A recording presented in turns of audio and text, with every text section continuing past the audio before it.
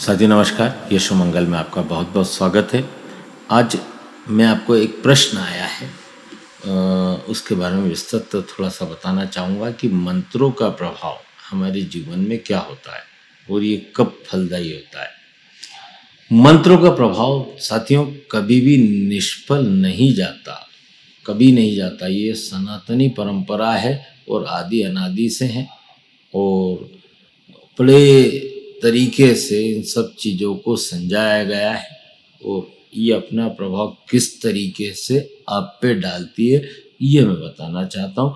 आप जो भी मंत्र का जाप करते हैं, जितना भी आप यदि मन से करते हैं, तो वो मंत्र की काउंटिंग ब्रह्मांड के अंदर एक आपका वलय तैयार करती है, एक सुरक्षा चक्र तैयार करती है और वो सुरक्षा चक्र धीरे धीरे आपके पिछले जन्मों के जो पाप कर्म हैं उनको शिथिल करते चले जाता है, निष्फल करते चले जाता है। पर चूंकि जिस समय आप खराब दौर से गुजर रहे होते हैं तब आपको लगता है कि मैं ये जो कर रहा हूँ इससे मुझे कोई लाभ प्राप्त नहीं हो रहा है, वो तुरंत प्रभाव आपको उस समय तो दिखता नहीं है, पर उसकी जो आपकी परेशानियां हैं, आपकी जो प्रॉब्लम है और आपका चिंतन और मनन जो है और मंत्रों का जाप जो है नियमित है और श्रद्धा और विश्वास के साथ है, तो वो अपना कार्य कर रहा है, आपको उसका प्रभाव प्राप्त होगा।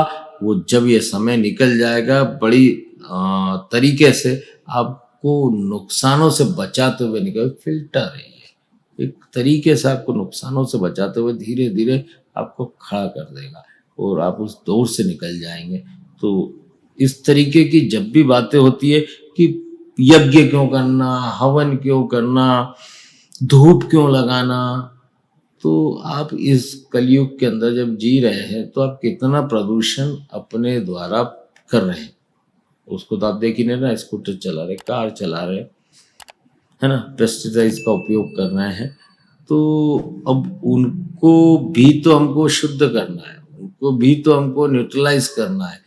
तो हमको न्यूट्रलाइज करने के लिए हम घी का दीपक भी जलाते हैं हमारे घर के अंदर, तो वो जो वाष्प बनती है उसके जलने से वो कीटाणुओं का नाश तो करती करती है, दूसरा पर्यावरण की शुद्धि करती है। जो कार्बन डाइऑक्साइड हमारे द्वारा भेजी जा रही है ब्रह्मांड में या अंतरिक्ष में, जो ऊपर जाने के बाद एक लेयर बन जाती है, ऊपर तक तो जाती नहीं, वो हमारी धरती के लिए नुकसानप्रद हो रही है, तो उसको ये काटता है। पर चूंकि ये परंपरा सिर्फ हिंदुस्तान में ही सीमित है, उसके आगे कहीं नहीं है। अब जर्मन में जरूर इस पर बहुत रिसर्च की गई और जर्मन में इस पर बहुत अच्छा उन्होंने परिणाम भी निकाले। उन्होंने हवन के माध्यम से वेदांतों का अध्ययन कर कर और उसका सटीक उपाय कर कर बारिश भी गिरा ली। तो साइंस भी इन सब चीजों को मानने लगा है कि ये जो भी सनातनी परंपरा है ये साइंटिफिकली है और बड़े तरीके से इसको संजोया गया है इंसानी जीवन में।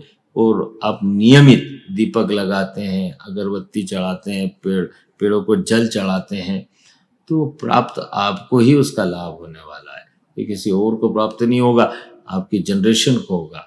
नहीं तो ये सब जहर आपकी जनरेशन के लिए अभिशाप बन जाएगी और यही चीजें आपको उन सब से क्लियर भी करती है, उन सब चीजों से आपको शुद्ध भी रखती है और ये आपकी सनातनी परंपरा का मुख्य साइंटिफिकली उपाय है।